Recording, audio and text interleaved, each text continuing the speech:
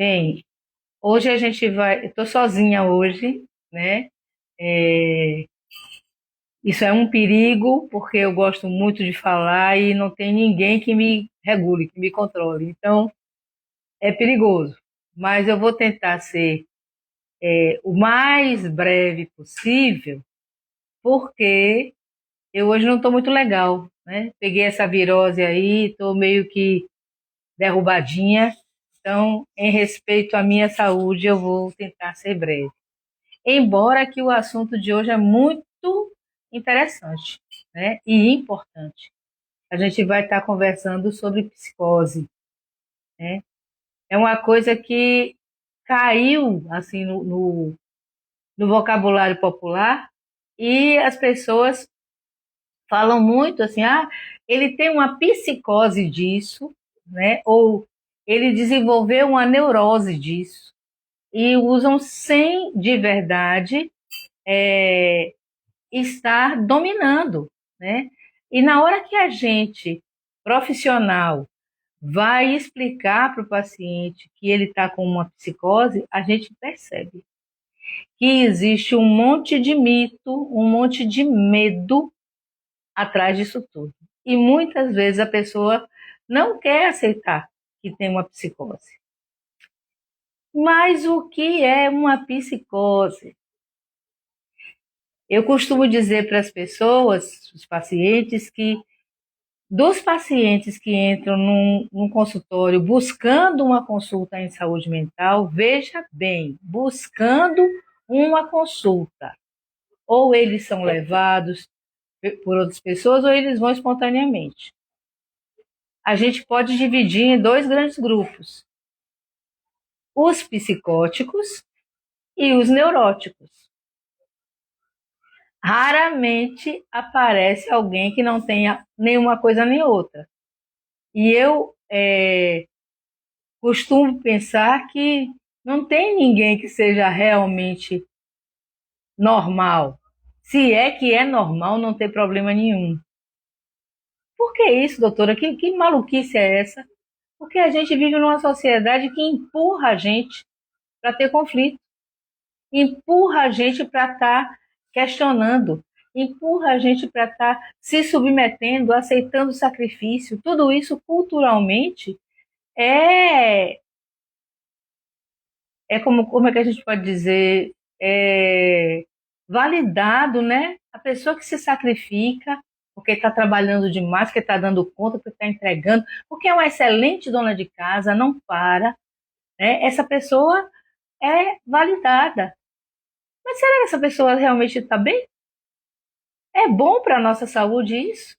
Então eu questiono se existe alguém que esteja em saúde mental perfeita, tá? E nisso eu me incluo, viu? Não estou tirando uma de boazinha, não. Eu também tenho os meus problemas, tá? Então, vamos embora entender o que é isso, né?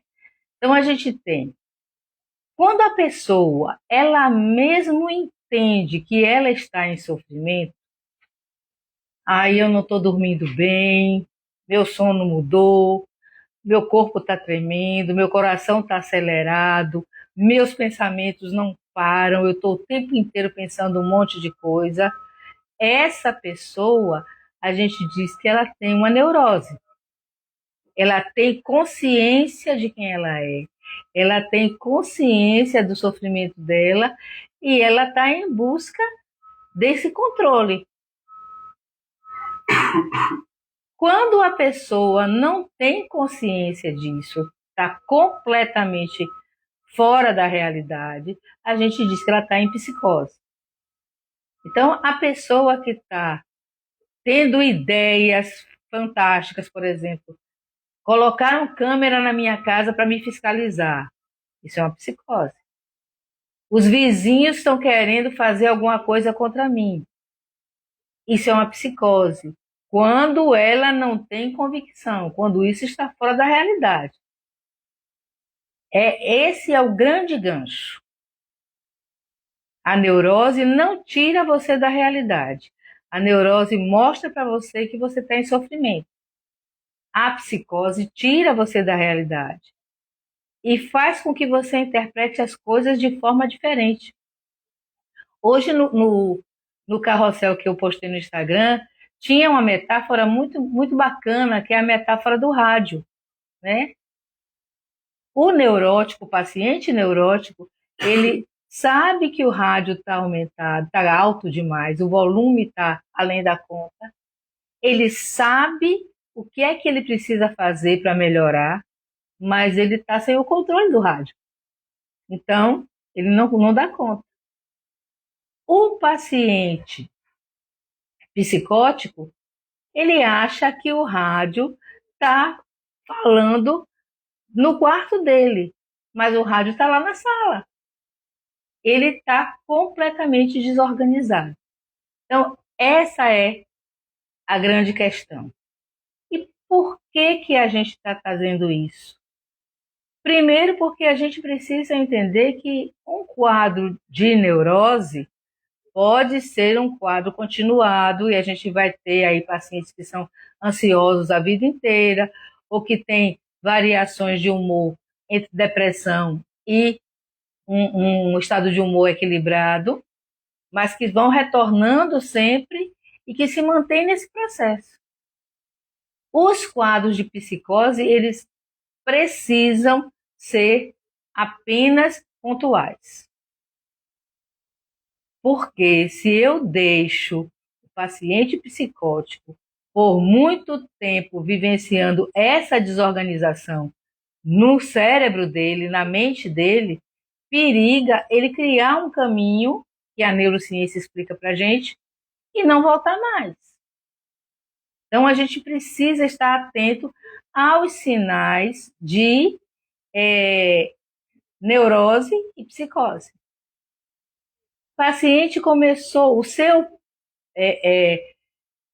parente, o seu familiar, começou a ter um comportamento diferente, está vendo coisas que na verdade não existem, é bom levar a um atendimento o mais breve possível. Porque se ele se mantiver por muito tempo nesse processo, ele pode não retornar. Doutora Kátia, e só tem um surto psicótico quem vai desenvolver psicose mesmo? Não. Um quadro de ansiedade muito grande pode trazer um surto psicótico. A maioria de nós, se não entrou, vai entrar. É quando você tem a impressão que você viu alguma coisa e você não viu. Eu me lembro, para contar isso, né? Eu me lembro de um momento, eu estava fazendo curso de pré-vestibular. E o cursinho que eu fazia era um cursinho que era na Avenida 7. Era um prédio, tinha 3 andares. Um andar de baixo e mais 2 andares para cima.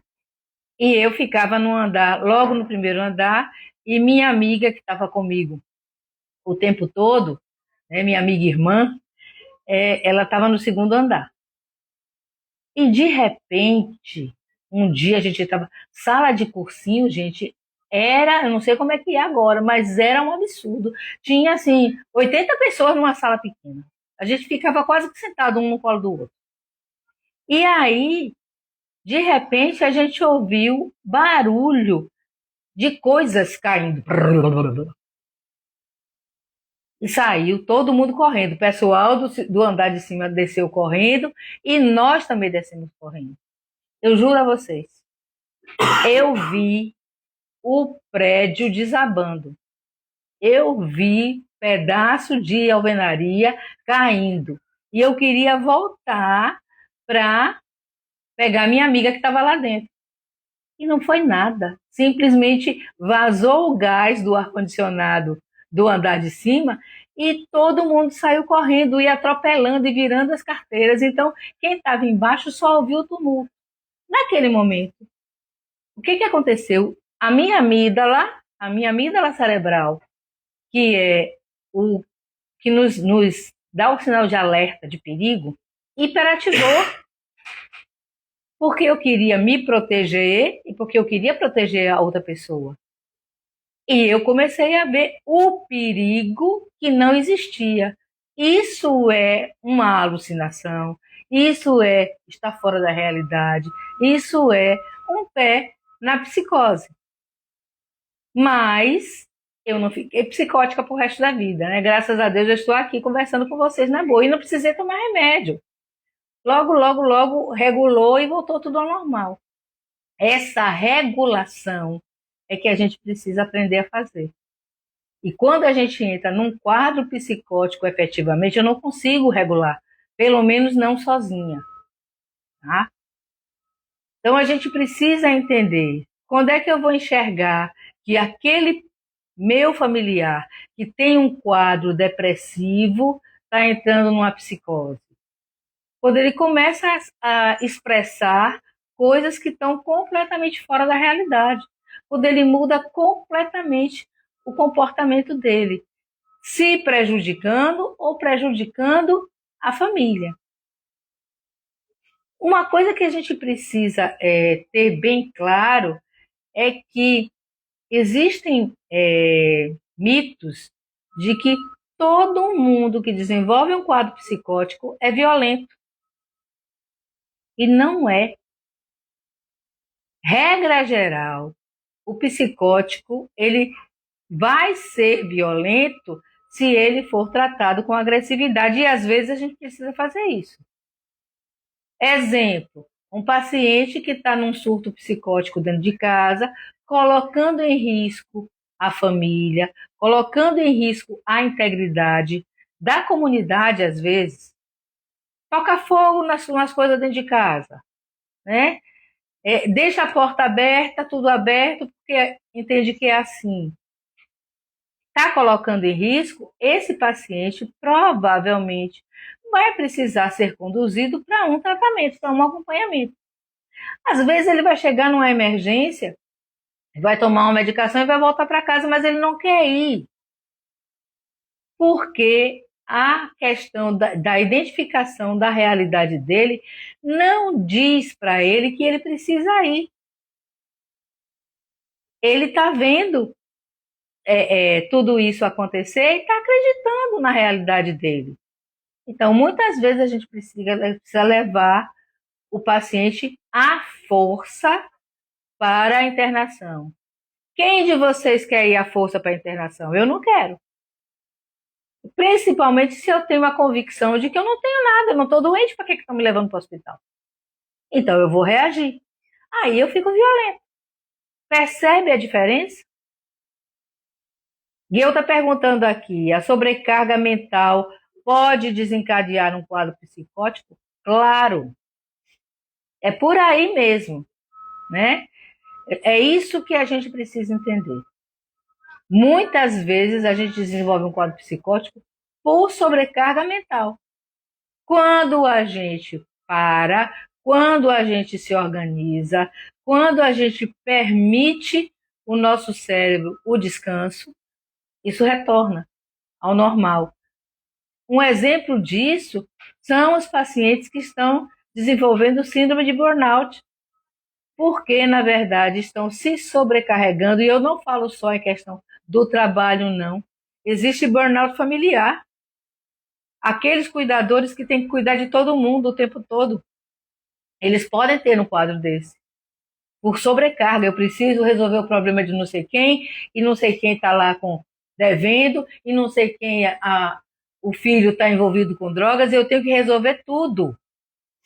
Então, eu vou ter uma sobrecarga mental. Até porque poucas coisas eu consigo controlar para dar conta e resolver. Porque todo mundo tem seu livre-arbítrio. Eu só vou poder resolver e controlar coisas, e olhe lá, que dizem respeito a mim. Ao outro, não. Então, a gente precisa entender isso. Às vezes, uma pessoa com sobrecarga mental começa a ter comportamentos fora do padrão, estranhos, e às vezes não aceita que o familiar chame atenção, corrija, né? Porque eu fui treinado ou treinada para dar conta de tudo. Né? Às vezes a gente ouve desde pequeno, porque fulano é bom, porque fulano é, dá conta, porque fulano está com problema, fale com o fulano que ele resolve para você. E esse lugar foi um lugar que eu me encaixei e me senti confortável. Todo mundo gosta de mim porque eu dou conta de resolver tudo. E vou sobrecarregando a minha mente com os problemas que são de outras pessoas. Então, eu posso desenvolver um quadro psicótico, sim, né? Então, essas questões são coisas que a gente precisa identificar para que a gente possa acolher, né? A gente precisa acolher o familiar, o paciente e dar conta, né? É, além das alucinações, eu vi como eu tive essa alucinação, isso foi uma alucinação, né? A gente precisa também entender que existem os delírios. Delírio é diferente de alucinação. Alucinação, eu realmente vejo aquilo acontecer. Existe uma imagem, existe um som, né? Delírios são ideias, ideias que estão entranhadas, enraizadas na gente e que dá trabalho para a gente modificar isso. Delírio de perseguição, delírio de grandeza, delírio religioso, pessoas que acham que realmente são enviadas, missionários, e aí começam a fazer coisas que fogem do padrão. Doutora Kátia, a senhora está falando mal das religiões? Não. Mas existe um limite para tudo. Uma coisa eu sou uma pessoa religiosa, eu acredito que eu tenho um compromisso, eu acredito que eu tenho uma tarefa, então eu vou ajudar as pessoas. Dentro do meu possível, eu estou sempre servindo e ajudando. Mas eu tenho um limite para mim, porque eu preciso descansar também, e eu tenho um limite na minha generosidade. Eu não vou pegar tudo que eu tenho e doar para o outro e ficar em privação. Nem tampouco vou fazer benefício com o que é alheio, né? Porque muitas vezes acontece isso. Eu vou doar aquilo que é da minha mãe, que é do meu pai, que é do meu irmão, porque eu estou em uma missão religiosa. Então, isso já está fora do padrão.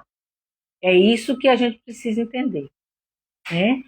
Uma outra questão que a gente também tem com relação à psicose é a desorganização mental.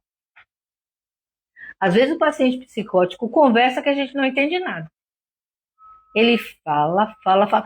E o pensamento dele é acelerado, então ele pega uma ideia, nem bem concluiu aquela ideia, ele já muda para outra ideia e a gente fica viajando na maionese.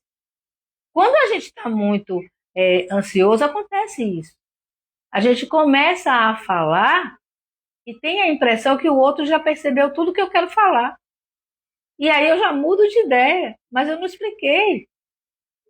Aí a pessoa vira para a gente e faz, não entendi nada. E aí você vai organizar seu pensamento, porque você está dentro do padrão normal, porque você consegue se regular. Se é um paciente que está em psicose, ele não consegue se regular. Então ele vai continuar falando. Ele está falando da praia que ele foi, na Barra, não sei o quê. Daqui a pouco ele já está falando do trabalho de não sei quem, da construção. Então vira uma bagunça. E isso é sinal de psicose, né? Então, a gente precisa entender que, na verdade, o que é que o cérebro faz com a gente nesse processo? O cérebro, ele quer sempre proteger a gente. Então, ele está sempre acelerado nesses casos porque a gente está em perigo. Ele está protegendo. Então, ele está mudando o foco rapidamente porque é muito perigo na cabeça dele. Agora, imagine. Uma pessoa que está o tempo inteiro se protegendo, se sentindo ameaçada. Essa pessoa não tem um pingo de tranquilidade. Então, é natural que ele seja irritadiço. É natural que ele responda de forma ríspida. E é mais natural ainda que essa rispidez se volte exatamente para aquele que cuida dele.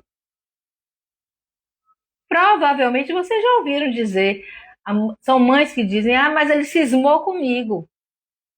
Não é que ele cismou, é que você é que dá mais atenção, é você que está mais perto.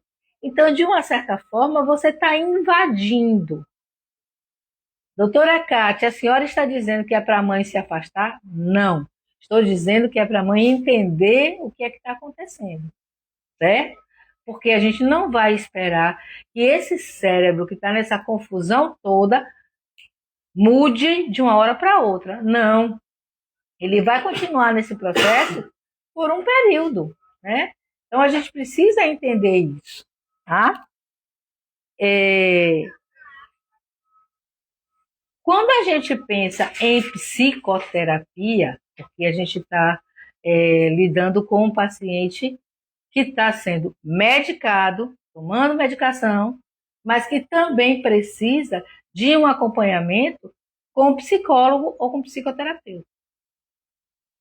Então, no nosso processo, no Sol Maior, a gente tem abordagem de TCC e psicoterapia transpessoal, né?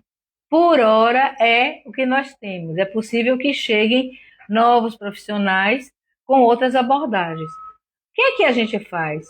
A gente orienta o paciente a questionar esses pensamentos, mesmo que ele seja um paciente psicótico. A gente vai precisar ver o fundamento. Tudo bem, vamos investigar isso que você está me falando para a gente ver o que é que está acontecendo. E aos poucos a gente vai desconstruindo esses pensamentos junto com a medicação. É por isso que o paciente psicótico ele precisa ser acompanhado mais de perto. Não dá para a gente pegar um paciente psicótico e dizer assim, você vai tomar esse remédio e daqui a 30 dias a gente se fala. Porque eu preciso trabalhar esse processo com ele o tempo inteiro, certo?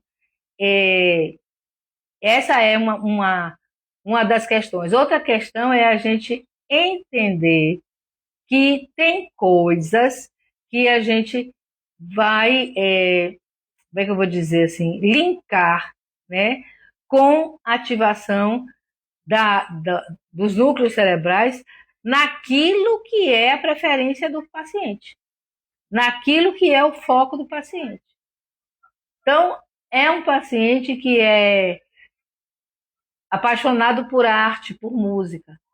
Ele entrou numa construção psicótica e ele passa o dia inteiro fazendo música, desenhando, pintando. Foi o que ele encontrou de universo para ele. É um paciente que, de repente, só tem pensamentos para questões religiosas. Quantos a gente vê assim? E eu não estou falando especificamente de religião nenhuma, porque isso acontece em todas as religiões. Todas. Né? E a gente não pode dizer, por exemplo, que determinadas situações têm a ver apenas com essa ou aquela religião.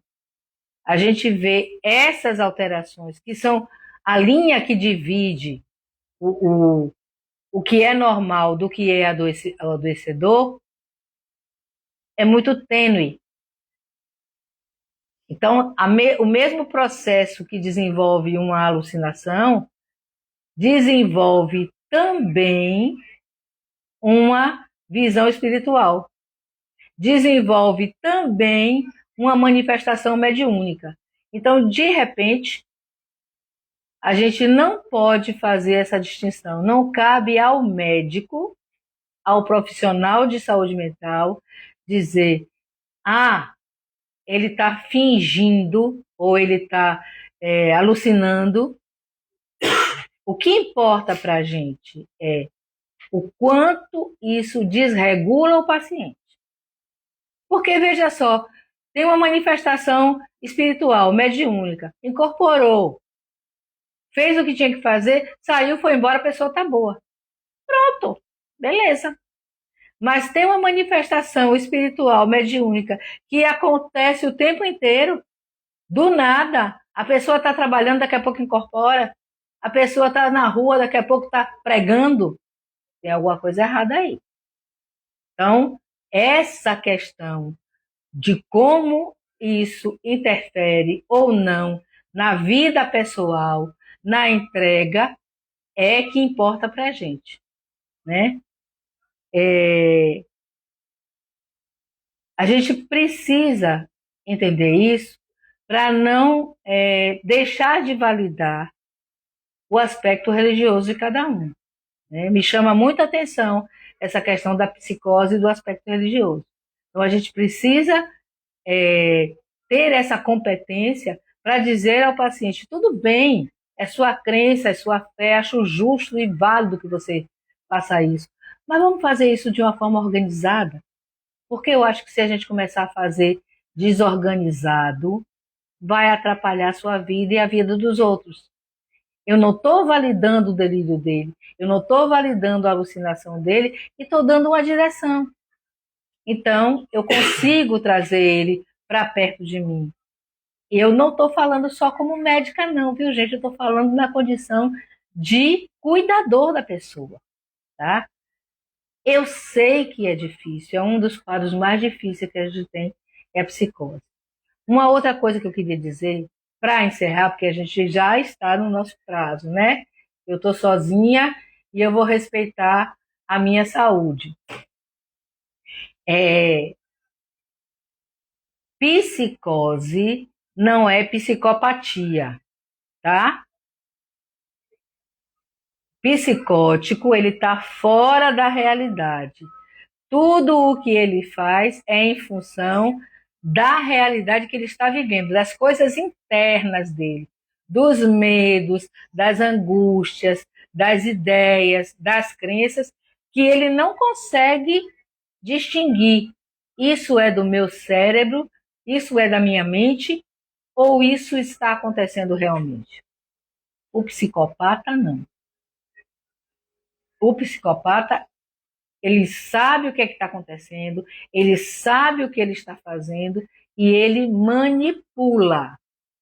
Ele não tem empatia, ele não consegue distinguir, ele não tem essa coisa do julgamento. Eu lembro que uma vez eu estava num espaço de atendimento e chegou um paciente que ele foi para o consultório em busca de atendimento porque os colegas de trabalho encaminharam ele. Porque ele simplesmente não tinha um pingo de ética. E ele disse para mim, doutor, eu sou bancário. Eu quero chegar à gerência do banco. Então, se eu já cobri tudo o que está nesse setor onde eu estou, eu vou subir para outro setor. O outro setor está completamente ocupado. Então, alguém precisa descer, alguém precisa cair para que eu ocupe aquele lugar. Eu vou tirar a pessoa daquele lugar, porque aquele lugar vai ser meu. E quando eu perguntei a ele se ele se arrependia dessas coisas que ele já vinha fazendo, não, de jeito nenhum. Tem remédio para isso. Isso é uma questão de caráter, de ética, né? A gente não consegue mudar isso assim. Então, psicopatia tem a ver com casos de justiça, de polícia, não tem a ver com casos de medicina, tá? Então a gente precisa entender isso. Então, não é psicótico, não é psicopata, tá? Isso é uma diferença muito grande. Se por acaso isso estiver acontecendo com pessoas próximas a vocês, de estarem tendo esse comportamento diferente, de tendo alucinações, de estar tendo delírios, né? Pode buscar contato com a gente. A gente tem esse acompanhamento, tanto médico, como psicoterapeuta, como com as artes, né? A gente tem relaxamentos, a gente tem massoterapia, tudo para fazer um acompanhamento integral, tá? Nutricionista, tudo isso, porque até a nossa alimentação interfere no que a gente pensa, né? Se alguém tiver alguma dúvida, quiser fazer alguma pergunta, aproveita, porque a gente já está encerrando. Lembrando a vocês que em setembro a gente vai estar fazendo um encontro vivencial, ao vivo e a cores, tá? Então, deverá ser no dia 12 de setembro, onde a gente vai experimentar, experienciar todas as nossas modalidades. Então, a gente vai ter o médico, que sou eu, a gente vai ter é, a professora de artes, que vai estar fazendo a parte de arte terapia, a gente vai ter a nutrição, que vai estar dando orientações sobre alimentação, a gente vai estar é, oportunizando vocês conhecerem o que é o trabalho do Sol Maior. Então, logo, logo a gente vai deixar o link aí aqui para a inscrição e o convite para vocês. Muito obrigado quem está elogiando. Gueu, maravilhosa é você. E Mara também. Beijo no coração de todo mundo. Terça-feira que vem estaremos. Tá vendo como eu tô rouquinha? Tô rouquinha. Terça-feira que vem estaremos com mais uma outra live, tá? Um abraço no coração de todo mundo.